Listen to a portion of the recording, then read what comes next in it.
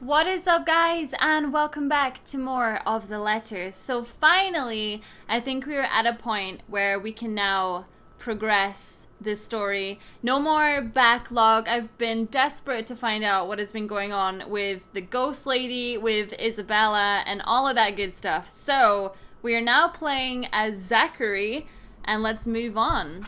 I can only wish the dreams will keep at a distance for now, for both of us. See, I was under the impression, that was the date, though, that was, like, before, but I don't know. In the end, it became one of those nights when sleep passes like a blink and is plagued with vague, fuzzy thoughts.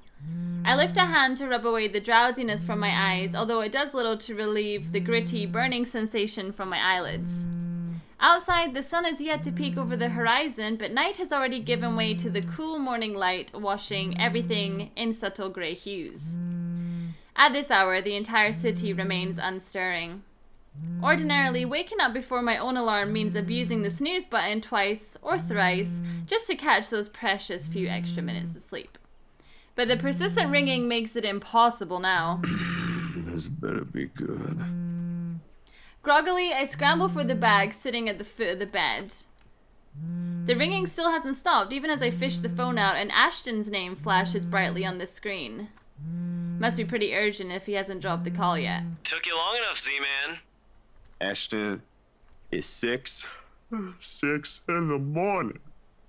Sun hasn't even risen. Hell, my brain ain't even awake yet. Stop calling me Z-Man. It's 20 past 6, Zach. You want to talk? Give me back my 5 extra minutes, Ash. I want my sleep. Hey, don't make fun of me. I can be a more person too if I want to.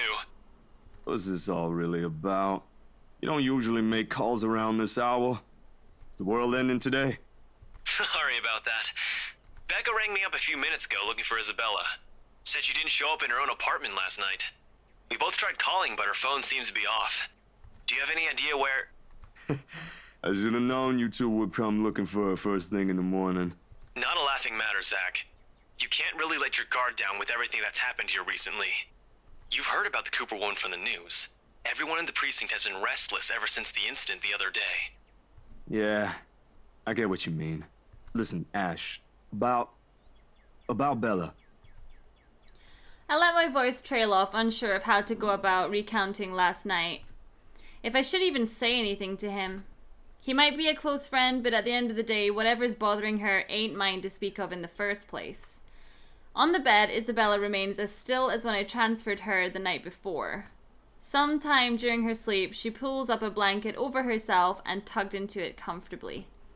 Like this, it's easy to forget the horror in her eyes or how much her hands and lips trembled.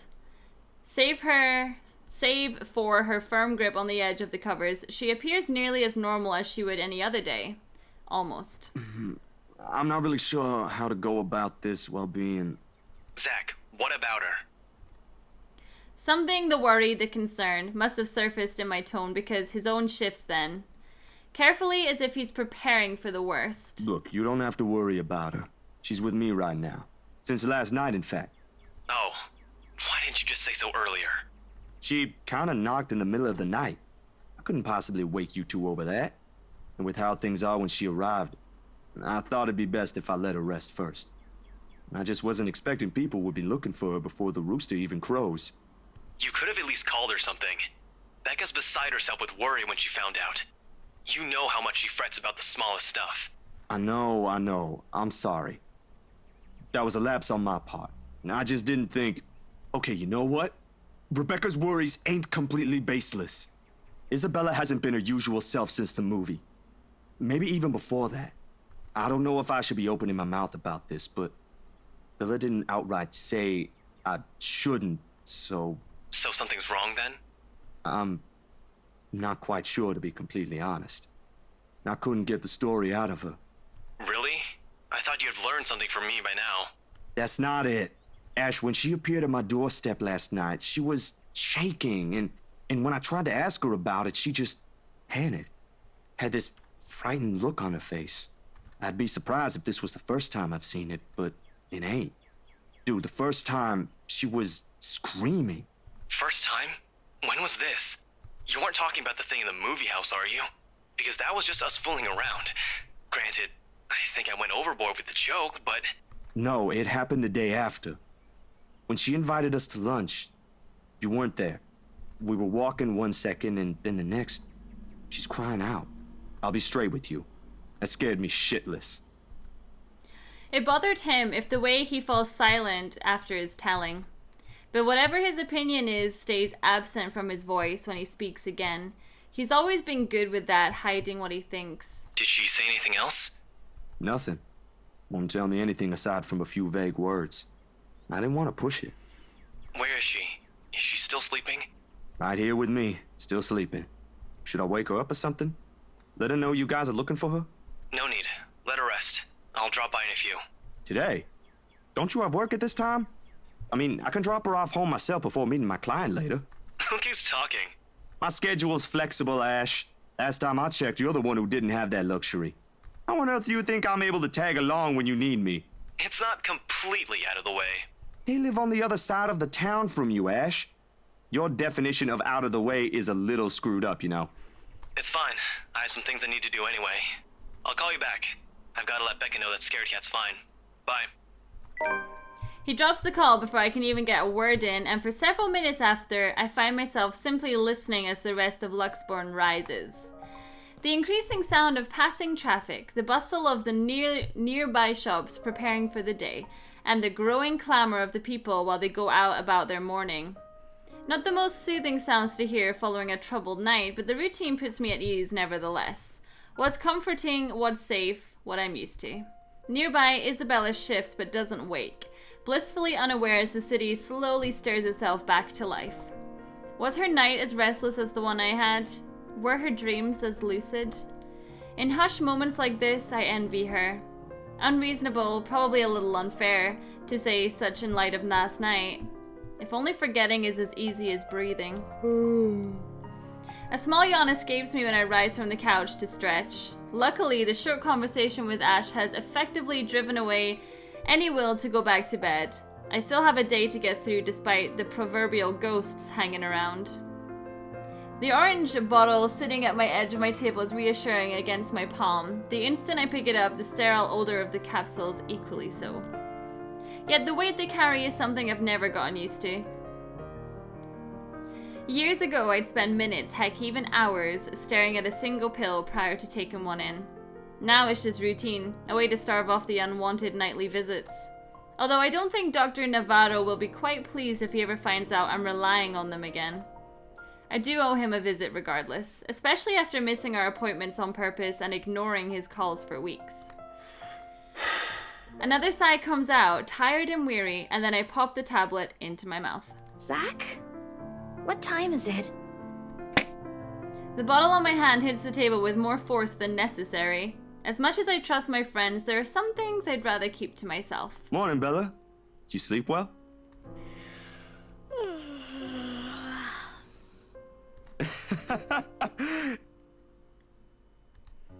In this manner, it's easy to mistake her for someone too young for responsibilities. Inexperienced and immature, even.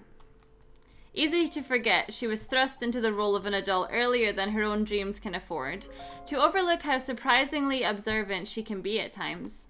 Maybe not even on the same level Ash exercises for his investigations, or Rebecca needs for her own work. But it's certainly enough to what? To deftly put what she sees around her on canvas. And if the way her eyes flickers to the table and my hand says something, it is that I won't be able to avoid the question this time. Only a little. I don't remember how I ended up on the bed, though. My doing. You didn't look very comfortable sleeping on the couch, all hunched up like that. It would have been enough for something temporary. Sorry I stole your bed. Hey, it doesn't matter. Besides, what kind of gentleman would I be if I leave a lady sleeping in such uncomfortable conditions? Not in this house. My nana would give me a tough scolding if I ever did that, I'm telling you. Thanks a lot, Zach. I know I barged in at a very inconvenient time last night. I wasn't really thinking when I did, and... Hey, it's cool, Bella. I ain't mad at you. That's what friends do. You guys are welcome here anytime. Although Ashton abuses the anytime part a lot, I don't really mind. We might have less wiggle room if all four of us are present, considering the size of this place. But as long as no one makes anything explode, it's totally fine. Fine or not, I still owe you one for last night's trouble, especially since you don't seem to be. A concerned expression passes over her features as she spares another courtesy glance over the table, back to the bottle holding every small piece of what keeps the bad memories at bay. The blood blooming over Pa's heart, the horrified look on Ma's face as she watches him fall lifeless to the ground, and every ounce of spite seeping from the stranger's smile. You don't belong here. You monkeys don't belong here. It never stops, does it? Well, you don't seem to be feeling well. Let me know, okay? I'll make it up to you somehow. She makes a slight gesture with her head towards the bottle, asking a question without really asking. Subtlety has never been one of her greatest assets, but right now even Ash would have been a little amazed, if not at a loss for words at that. She has left it up to me whether I'll give her the response she wants to hear or not. I don't see why I shouldn't tell the truth, to be honest. It's never easy, ain't it? Talking about my own problems, that is. It will never be, not by a long shot. It's nothing to be ashamed of, though. I realized that long ago, when the wounds are still fresh and the dreams are a nightly occurrence, you can't force yourself to get better or move on to better things. It is what's normal now, and I can only cope. The question is, in her eyes, maybe unwarranted, born simply out of curiosity and sincere concern for a friend. I don't owe her an explanation, in fact. But of all the people I keep close in my life, she's probably one of the very few who perhaps I can trust with this. Maybe she won't understand entirely. I can never hope she will. No, never to the full extent. That alone is expecting too much of her and giving too much of what I can. However, for all her shortcomings, I know she'll hear me out. And that is all I can ask of her. My bad. I was kind of hoping you wouldn't have seen me with these.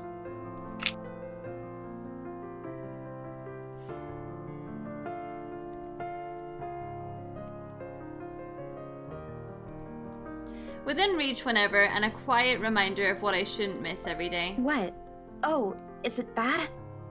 I was just thinking that maybe it's a cold like Becca's. Do you need me to get anything from the store? Soup or something? There's one nearby, right? I can run real quick and... No, nothing of that sort. I'm perfectly healthy right now. It's really difficult to say, but can you promise me you'll listen at least? What is this about, Zach? I should have been upfront with you about this a long time ago. Well, Ashton found out without me telling him anything. But you already know how that guy is. Can't hide anything from him. If it's something you're having trouble saying, you don't have to force yourself to tell me. I'll forget I ever saw anything and won't ask questions. Promise. No, I need to get this off my chest eventually. Besides, we're already here. Might as well finish what I started, yeah? If you say so. She takes a seat on the couch, her posture easy and open, and her smile honest. I mean, I guess it is just like a simple talk between the two of them. It is far from one, but her unreserved air is enough to stamp down on the twinge of uneasy that threatens to come up. Let's hear it then.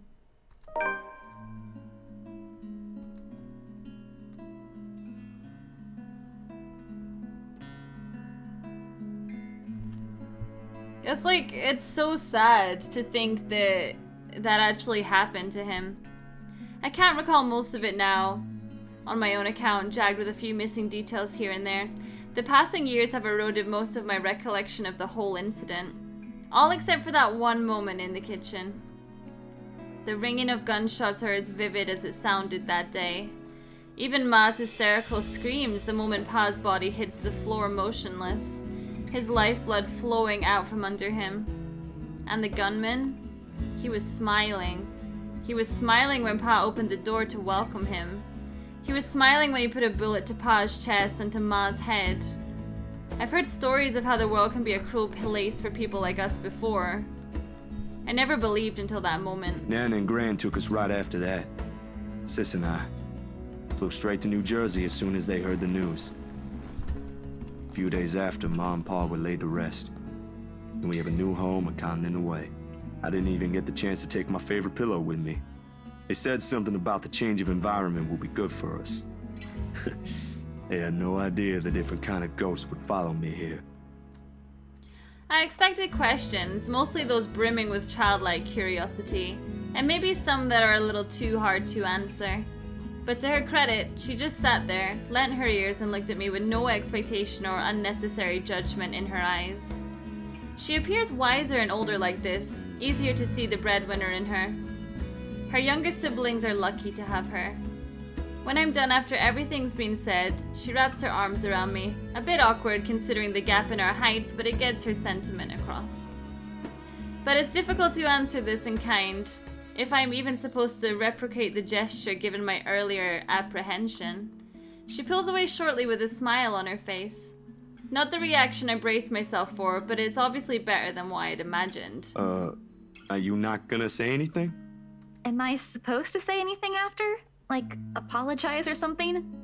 I don't think that's very appropriate, but if you want to hear one, I can think of something real quick. Not really. Other people have something to say after usually. And they're not necessarily nice either. Why, though? Oh, okay then. I won't. I can't think of something anyway. Sorry, I'm not very good with this. Who else knows, by the way? My older sister, grandparents, and just Ash and you for now.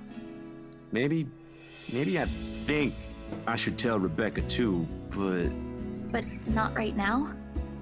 Yeah, not right now. When I'm ready. Like today.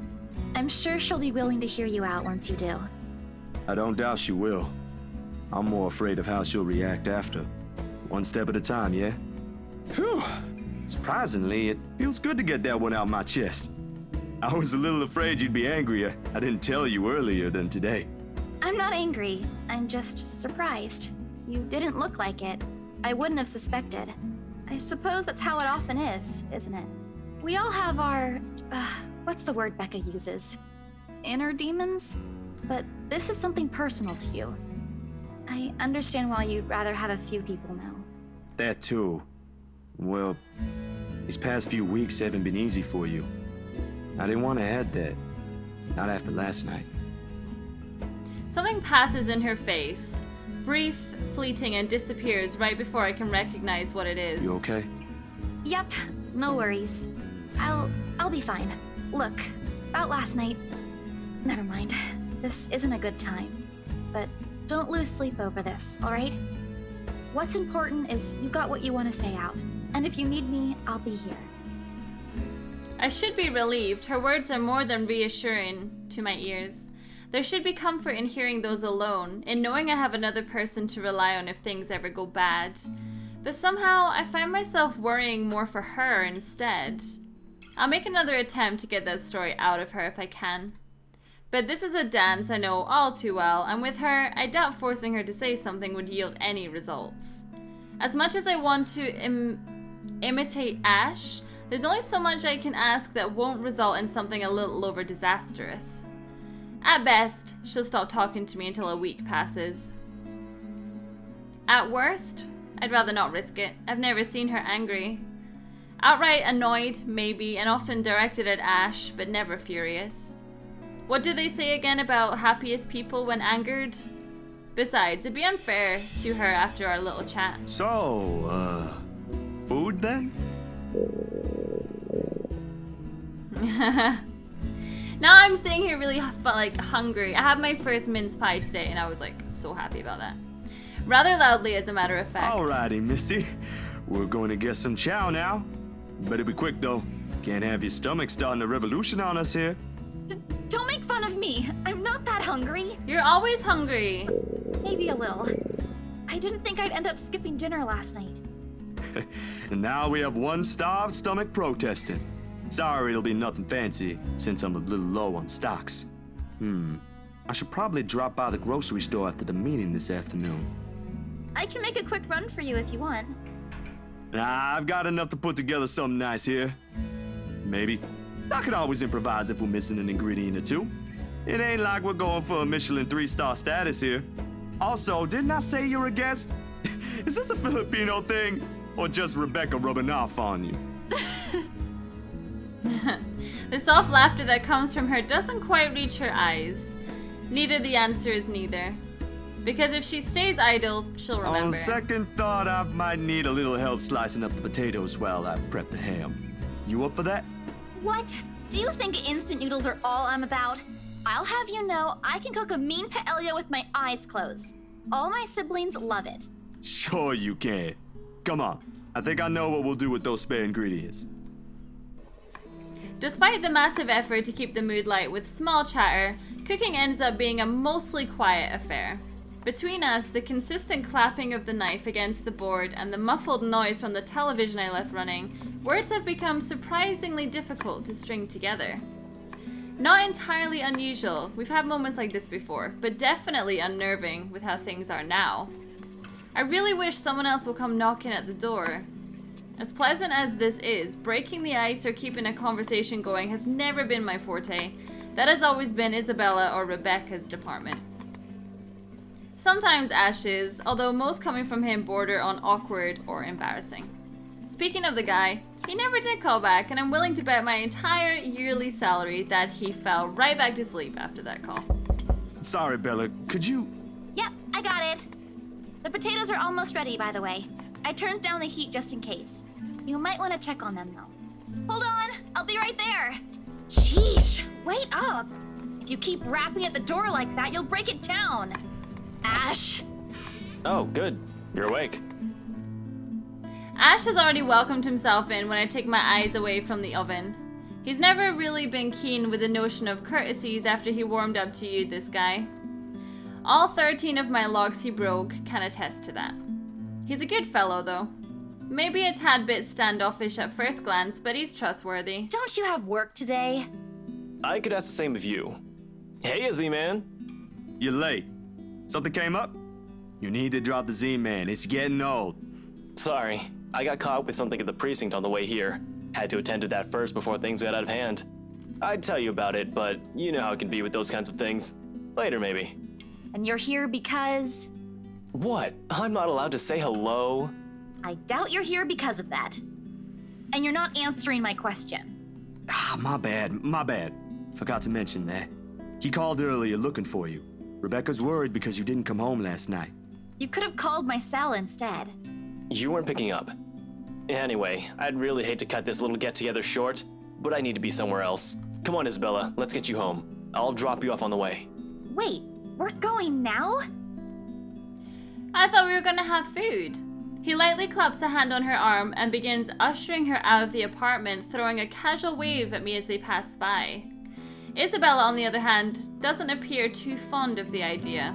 And sure enough, before they can even cross the threshold, she puts a firm foot down, the force alone enough to halt them both and catch the taller man off guard. It would have made for a funny picture. The way Ash almost crashes into her and Isabella giving him an indulgent pout over her shoulder. Surprise and confusion are in his face all at once, two things that rarely ever grace it if he can help it. A rare moment even for our small group. If only I had my camera with me, dang. What is it? Zach cooked something.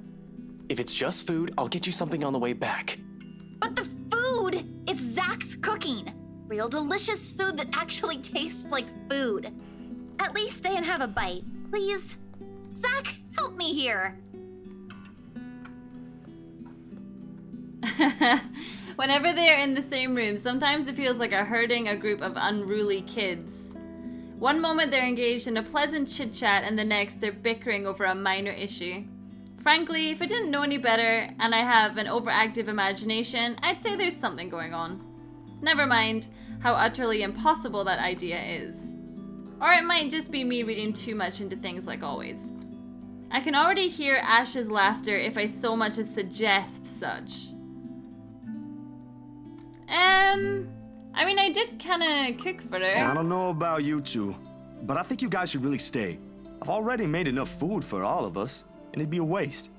Why, I cooked up that special honey glazed ham you two keep on yapping about. Got some scalloped potatoes with onions and cheddar to go with it, too. See? Stay for food. I shoot the two of them an apologetic look before sauntering over the kitchen, mittens in hand. The sweet smell of the glaze and salty tang of melted cheese wafts the air as soon as I open the door and take out the two trays inside. The scent immediately fills the entire room, and even with the door and windows open, the mouth-watering aroma lingers. It's appealing enough that when I put the dishes down on the counter, another starved stomach protests loudly, followed by a burst of laughter. My head snaps up with the two of them, and I can't keep back the smile at the sight they make. Just have something to eat, you guys. Ash is more composed of the two, trying to look unconcerned, but a flush has crept up his neck and cheeks. It's clear whose stomach that came from, and Isabella's not gonna let him live it down. You're in no place to reject an offer of free food, Frey. I wasn't rejecting anything. Damn it, I just missed a meal, that's all. Aw, he's flustered. Shut it! Those guys at the precinct said it was urgent. Somebody has to be responsible for it. Well, aren't you precious? Right. You know, if you keep laughing like that, you'll burst. I'm sure it won't be as bad as your stomach suddenly rumbling like a starved. Aye, kiddos, play nice. Food's gonna get cold if we keep this up. Ash, you gonna stay? Might as well, since Scaredy Cat's so hell-bent on staying. Scaredy cat? That's rude. We eventually settle down after the food has been served. The jibes replaced by another round of friendly chatter, mostly about what's going on in the news the night before. There is, however, a conscious effort to avoid mentioning what's currently on the headlines. The dead is never a good topic to talk over food and polite company, this case in particular. The wounds are too fresh, too soon. I'd likely avoid it as well if I were in her position, and someone I personally knew passed away in a gruesome manner like that. Though perhaps the closest we got to broaching the topic is when the infamous mansion is brought up again. But even then, we are careful, Ash and I. We keep the conversation light and avoid bringing up her late business partner. It's the least we could do. The Wrights? Yeah, they're planning to move in soon. In fact, they already have a housewarming party planned. It's why they wanted us to rush the papers. They wanted to send the invitations out as soon as possible. Oh, now I get it. Get what? Remember what I told you last night about the new clients? Vaguely? Sorry, I was a little out of it yesterday. Was it the photo shoot? Yep, it's actually for the one you sold. Ermine, something. When you put it that way, I suppose it makes sense why my boss wants me to prioritize the couple. They can have those documents rushed at just a snap of their fingers. Then they're more influential than I initially thought. Man, I guess my boss is expecting a lot more from this project than I expected. Hope I can live up to it. Your photographs are more than good enough, Zach. You'd probably win an international award if you let yourself. Ma'am Hana's easy to please, too. As long as you're good at following instructions. Easier said than done. Different clients have different tastes after all. Still, a week? I don't think that's possible. Now that you mentioned it, yeah. They wanted everything finished at the earliest. To be honest, it's not unheard of, but... But it's still weird. Still weird, yeah? Slip of the tongue there. Still barely noticeable to someone who's already familiar with Ash's ways, yet in this moment, it's impossible to miss. I shoot him a curious glance, but he ignores it. Rather pointedly. I can't exactly say it's like that, where I'm just the middleman after all. As much as I want to comment on it, I only know what's on the surface, not the in and outs. It's just that BRC and my boss are more hands-on with the legal stuff this time, despite having a separate department dedicated to it. Maybe Mr. Wright helped with it too. They have their own legal team for this, don't they? Well, they should have one. Especially for a big property like this. They have, but like I said, it's off our hands. Rose and I don't handle this stuff in the office. If anything, to me, this just means I'll be able to send the rest of the funds to Papa's treatment earlier. I guess that makes a whole lot of sense. Officially off our instant noodle diet, aren't we? Ash, has anyone ever told you that you have an uncanny way of ruining the mood? What? I was just saying. A few more months of stuffing your face with those, and I'm sure you'll start to look like a noodle cup. That's a pretty picture. At least I don't live off convenience store food. Or make poor, unassuming pressure cookers explode. What? How did you... Oh, come on, Zach. Sorry, it just came up while we were cooking earlier. I'm impressed, Ashton Frey. You even made it to the news. A one-time thing. And it wasn't as big as you seem to be imagining. Oh, sure. Let's all pretend that one time you almost set my apartment on fire didn't happen too. Hey, that was an accident. He sounds like me. You were making a salad, Ash. Can we please move on to a different topic?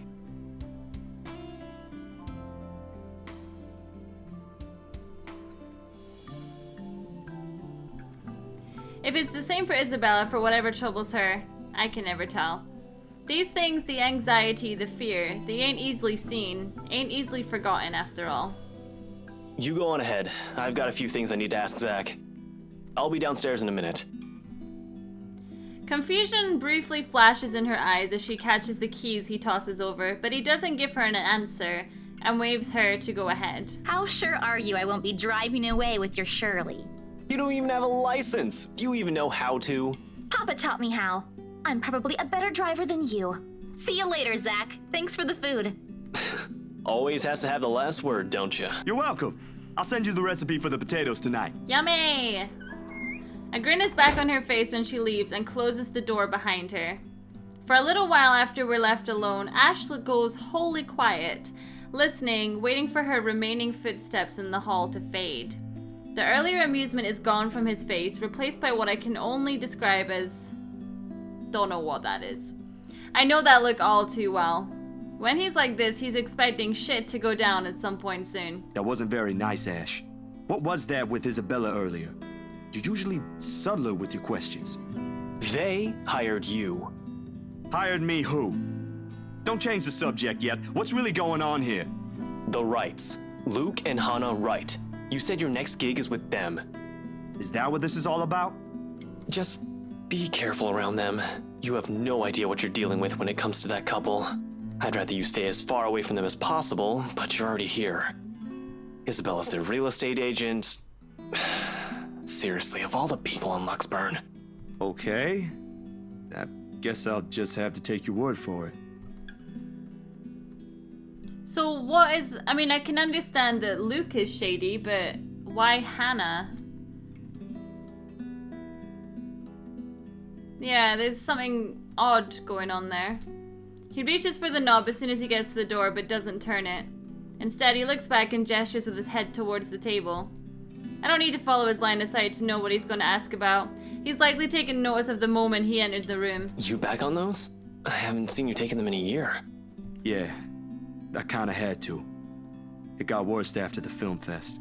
The dreams, that is. I don't think I'll be doing that again anytime soon. Heard about that. Don't drop it, though. You don't want Becca scolding you. She actually enjoyed the movie you made, and she's hard to please. Consider that a small victory. You don't have to tell me. She already did. Rebecca and Bella both gave me an earful after I said the opposite. Promised them I wouldn't, but you can never tell. Hopefully, once I feel better, I'll be able to think about it properly. Speaking of Bella, she didn't open up to me, but maybe with you and Rebecca. Yeah, I'll try. I can't promise anything, but I'll talk to her. Thanks. That's all I'm asking. This time when he reaches for the door, he lets it close fully behind him without glancing back.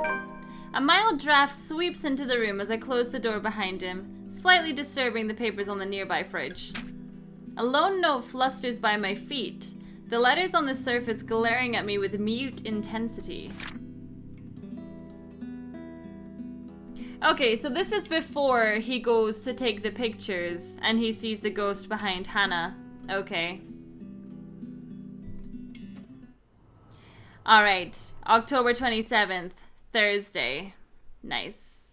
But unfortunately, guys, that's all I got time for in this episode of The Letter. Thank you so much for watching, and I will see you all